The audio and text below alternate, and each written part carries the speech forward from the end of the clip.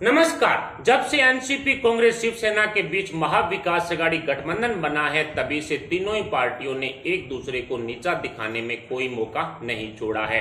अब तक एनसीपी कांग्रेस शिवसेना के बीच में राजनीतिक कटाक्ष होते रहे हैं और इन्हीं राजनीतिक प्रहार की वजह से महाविकास अघाड़ी गठबंधन की तीनों पार्टियों के नेताओं के बीच में मनमुटाव भी काफी ज्यादा बढ़ गया है।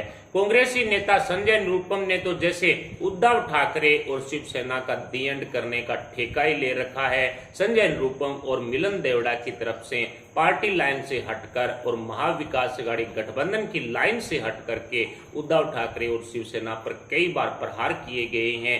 फिलहाल संजय निरुपम ने उद्धव ठाकरे के मातोश्री पर कई तरह के सवाल उठा दिए। जी हां दोस्तों, राहुल गांधी के इशारे पर संजय निरुपम ने उद्धव ठाकरे और शिवसेना को कटघरे में खड़ा कर दिया है। मातोश्री को भी एक तरह से घोटालों का घर बता दिया है। जी हां, ये बड़ी खबर आज निकल कर आई है, जिसके बाद शिवसेना और कांग्रेस के बीच में आपसी मनमुटाव काफी ज्यादा बढ़ गया है। एक दूसरे पर प्रहार करने के लिए कोई मौका दोनों पार्टियां नहीं छोड़ रही है। अब तक शिवसेना और एनसीपी के बीच में काफी ज्यादा रगड़ाई भी हुई है।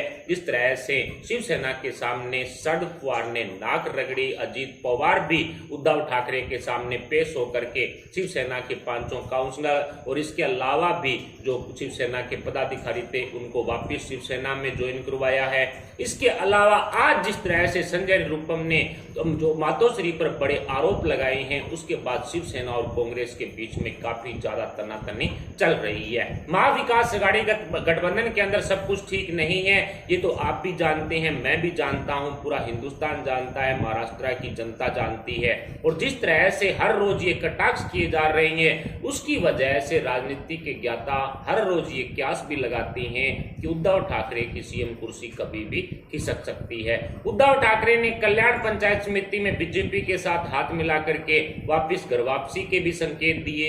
इसके अलावा एनसीपी में जिस तरह से शिवसेना के पार्षद गए, पदाधिकारी गए, उसके बाद शिवसेना और एनसीपी के बीच में जो खटक हुई, उसकी वजह से ये भी क्यास लगाए जाने शुरू हो गए कि अब एनसीपी निश्चित है कि शिवसेना का साथ छोड़ देगी। कांग्रेस के साथ भी एनसीपी की काफी अनबन हुई थी। उसके बाद ये क्यास लगाए जा रहे थे कि शरद पवार यूपीए को छोड़ करके एनडीए में शामिल होने के लिए इस तरह की तैयारियां कर रहे हैं। यानी कि हर रोज एक नया समीकरण है वो महाराष्ट्र में महाविकास अघाड़ी गठबंधन के अंदर बन रहा है। फिलहाल का ताजा मामला मातोश्री पार्ट 2 के निर्माण पर कांग्रेस ने कई तरह के सवाल उठा दिए हैं। कोड़ियों के दाम 10,000 वर्ग फुट का प्लाट उद्धव ठाकरे ने घोटालेबाज राजभूषण दीक्षित से खरीदा है। जी हां दोस्तों, मिट्टी के भाव प्लाट खरीदकर मातोश्री बंगले के सामने उद्धव ठाकरे ने मातोश्री 2 का निर्माण है वो शुरू करवा रखा है। उद्धव ठाकरे और घोटालेबाज राजभूषण दीक्षित के बीच हुई इस डील पर कांग्रेस नेता संजय निरुपम ने कई गंभीर आरोप लगा दिए हैं। जी हां दोस्तों, संजय निरुपम ने गंभीर के साथ साथ कई और भी घोटालों के आरोप लगाए हैं। राजभूषण दीक्षित के खिलाफ ईडी में कई मामले भी दर्ज हैं। अक्टूबर 2016 के अंत में खरीदे इस प्लाट पर अब कांग्रेस ने कई संगीन आरोप लगा करके शिवसेना को कटघरे में खड़ा कर दिया है। इस इमारत में उद्धव ठाकरे 2 XXX फ्लैट हैं वो बनवा रहे हैं, जिसके हर एक फ्लैट में 5 बेडरूम होंगे। संजय निरुपम ने आरोप लगाते हुए कहा, कला नगर में मातोश्री 2 का निर्माण हो रहा प्लाट ठाकरे ने राजभूषण दीक्षित और जगभूषण दीक्षित से खरीदा है, जो ईडी के आरोपी हैं। इन पर मनी लॉन्ड्रिंग के मामले दर्ज हैं और इस मामले को लेकर के वो जेल भी जा चुके हैं। कांग्रेस नेता संजय निरुपम ने ईडी और जांच एजेंसी को उद्धव ठाकरे के मातोश्री 2 पर नजर डालने की सलाह भी दे डाली है। जी हां दोस्तों, संजय निरुपम ने मातोश्री 2 को लेकर के ईडी और सभी जांच एजेंसी से बात कही है या सलाह दी है कि आप मातोश्री 2 का जो प्लाट लिया गया है, इतने सस्ते में लिया गया है, उसकी जांच हो। वो घोटालेबाज लोगों की तरफ से बेचा गया था। ऐसे में निश्चित है कि ये किसी घोटाले का अंजाम है, तभी तो कौड़ी के दाम एक तरह से उद्धव ठाकरे ने इन दोनों से इस प्लाट को खरीद लिया था। निरुपम ने कहा कि कला नगर में 10,000 स्क्वायर फीट की जगह महज 5 करोड़ 80 लाख में उद्धव ठाकरे ने खरीद ली थी। इसकी जांच होनी चाहिए, जबकि इस प्लाट की बाजार में कीमत इससे 7 गुना ज्यादा है, यानी कि लगभग 40 करोड़ से ज्यादा इस प्लाट की कीमत है, जिसको उद्धव ठाकरे ने 5 करोड़ 80 लाख में ही खरीद लिया था। ऐसे में इन घोटालेबाज दोनों लोगों पर, जो राजभूषण दीक्षित और जगभूषण दीक्षित है, उन पर कई तरह के मामले मौजूद हैं। ऐसे में अब मातोश्री 2 की जो एक तरह से जांच होनी चाहिए, यानी 40 करोड़ से ज्यादा इस प्लॉट की कीमत वाले प्लॉट को 5 करोड़ 80 लाख में बेचने के क्या कारण रहे हैं, ये जांच एजेंसी को पता होना चाहिए। राजभूषण दीक्षित और जगत भूषण दीक्षित की कंपनी प्लेटिनम इंफ्रास्ट्रक्चर कंपनी से उद्धव ठाकरे ने इस प्लाट को खरीदा था। ईडी के आरोपियों से खरीदे इस प्लाट पर कांग्रेस ने कई संगीन आरोप लगा करके इस मामले को तूल भी पकड़वा दिया है। यानी कि राहुल गांधी खेमे के नेता हैं संजय निरुपम, और उन्होंने अब मातोश्री पर सवाल उठा करके एक तरह से उद्धव ठाकरे और शिवसेना को कटघरे में खड़ा कर दिया है। शिवसेना के पैरों तले से भी जमीन खिसक गई है कि उन्हीं की पार्टनर कांग्रेस इस तरह के घोटालों का आरोप शिवसेना पर लगा रही है। संजय निरुपम ने भी पार्टी और गठबंधन की लाइन से हट करके इस तरह के बयान दिए हैं। पहले भी संजय निरुपम और मिलन देवड़ा की तरफ से पार्टी लाइन से हट करके कई बड़े बयान दिए जा चुके हैं, जिसके बारे में बताया जा रहा है कि राहुल गांधी इस महाविकास अघाड़ी गठबंधन को बनाने के पक्ष में नहीं थे, इसलिए ये राहुल गांधी खेमे के सभी नेता शिवसेना उद्धव ठाकरे को नहीं बख्श रहे हैं। ये महाविकास अघाड़ी गठबंधन में रह करके भी कहीं ना कहीं शिवसेना को अपने पैरों तले रखना चाहते हैं, लेकिन डंके की चोट पर मातोश्री में रहने वाले उद्धव ठाकरे भी अब कई तरह के सवालों से गिरते हुए नजर आ रहे हैं। ठीक मातोश्री के ठीक सामने ही मातोश्री 2 का निर्माण उद्धव ठाकरे कर रहे हैं। इस 2 ट्रिप्लेक्स फ्लैट के अंदर निश्चित तौर पर कई तरह के सवाल अब कांग्रेस ने खड़े कर दिए हैं। महाविकास अघाड़ी गठबंधन के आपसी मनमुटाव की चर्चा करें तो अब इस तरह के कटाक्ष जब तीनों पार्टियों के बीच में हो रहे हैं, तो आप खुद अनुमान लगाइए कि कैसे एनसीपी कांग्रेस शिवसेना के बीच में सब कुछ ठीक हो सकता है। निश्चित है कि इन तीनों पार्टियों के अंदर मनमुटाव काफी ज्यादा है, तीनों पार्टियों के बीच में दरार काफी ज्यादा है। इस वजह से तीनों पार्टियां एक दूसरे पर कटाक्ष करने में किसी भी तरह का मौका नहीं छोड़ती है।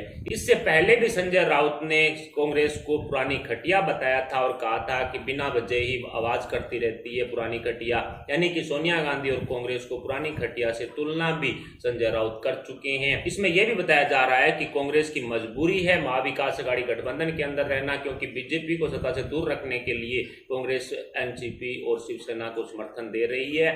लेकिन जिस तरह से कांग्रेस को दरकिनार करने का काम शिवसेना ने किया है, उसका पूरा खामियाजा अब शिवसेना को भुगतना भी पड़ सकता है। इस तरह की चर्चाएं भी राजनीति के गलियारों से निकल रही है। लेकिन जिस तरह से कल्याण पंचायत समिति में उद्धव ठाकरे ने बीजेपी से हाथ मिलाया, एनसीपी को दरकिनार किया, उसके बाद उद्धव ठाकरे से मिलने के लिए शरद पवार और अजीत पवार मातोश्री पहुंचे। इनके बीच में एक लंबी बैठक हुई। उस बैठक में बताया जा रहा है कि इनके जो मनमुटाव थे उन पर चर्चाएं हुई और उसके बाद एनसीपी में शामिल हुए सभी पांचों पार्षद और इनके अलावा भी जो पदाधिकारी थे शिवसेना के, उनको वापस उद्धव ठाकरे से मिलाया गया, उनको वापस शिवसेना ज्वाइन करवा दी गई। इस तरह का मामला भी पहली बार ही सामने आया है कि किसी पार्टी से कोई बागी होने के बाद दोबारा उस पार्टी में आ जाता है।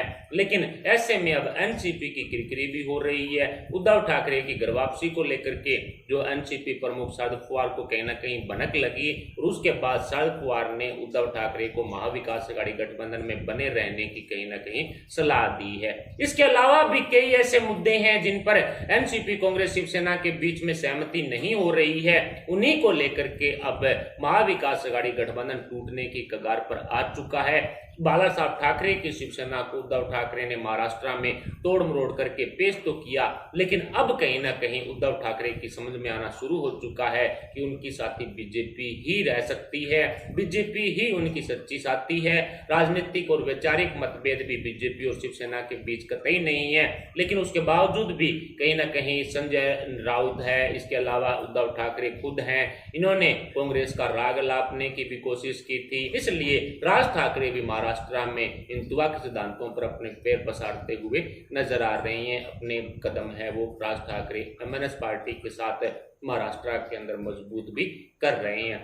ऐसे में अब कहीं ना कहीं उद्धव ठाकरे की घर वापसी को लेकर के अब दोबारा ड्रामा शुरू हो चुका है। उद्धव ठाकरे ने कल्याण पंचायत समिति चुनाव में बीजेपी के साथ हाथ मिला करके एनसीपी को तगड़ा झटका दिया था, क्योंकि एनसीपी के नगर प्रमुख और नगर उप प्रमुख हैं वो बनने थे। लेकिन इस जो एनसीपी में जो पार्षद गए थे शिवसेना की, इस बात का बदला लेने के लिए उद्धव ठाकरे ने इस तरह की चर्चाएं तेज की और बीजेपी के साथ हाथ मिलाया। लेकिन आज संजय निरुपम ने तो हदें पार कर दी है, पार्टी लाइन से हट करके और महाविकास अघाड़ी गठबंधन से लाइन से हट करके इस तरह के जो मातोश्री पर सवाल उठाए हैं, ये उद्धव ठाकरे और शिवसेना की किरकिरी करने वाले हैं। अक्टूबर 2016 के अंदर उद्धव ठाकरे ने ये प्लाट खरीदा था 5 करोड़ 80 लाख के अंदर। उस टाइम इसकी कीमत 40 करोड़ के लगभग थी और ऐसे में किसी घोटालेबाज से इस तरह के जो प्लाट खरीदना है उद्धव ठाकरे को जो सवालों के कटघरे के अंदर खड़े करता हुआ भी नजर आ रहा है। राजभूषण दीक्षित की जो कंपनी थी प्लेटिनम इंफ्रास्ट्रक्चर कंपनी, उनकी तरफ से ये प्लाट खरीदा गया था। ऐसे में मातोश्री के सामने निर्माण हो रहे मातोश्री 2 पर अब निर्माण से पहले ही कई तरह के सवाल उठ करके सामने आ चुके हैं। घोटालेबाज डील को लेकर के संजय निरुपम ने कई तरह के सवाल कांग्रेस की तरफ से उठाए हैं और अब इस मामले ने तूल भी पकड़ लिया है, जिसकी वजह से महाविकास अघाड़ी गठबंधन में मनमुटाव दिनों दिन बढ़ता जा रहा है। फिलहाल उद्धव ठाकरे की मातोश्री पर इस तरह के आरोप लगाए गए हैं, उस पर उद्धव ठाकरे किस तरह का एक्शन लेंगे, इस पर आप अपने विचार हमें कमेंट बॉक्स में जरूर बताएं। उद्धव ठाकरे की सीएम कुर्सी को लेकर के भी आपके क्या विचार हैं, ये भी आप हमें कमेंट बॉक्स में जरूर बताएं। साथ ही वीडियो को लाइक कर हमारे चैनल को सब्सक्राइब जरूर कर लें, सब्सक्राइब के पास वाला बेल आइकन भी दबा लें। अभी के लिए इतना ही, मिलते हैं अपडेट के साथ, तब तक के लिए जय हिंद, जय भारत।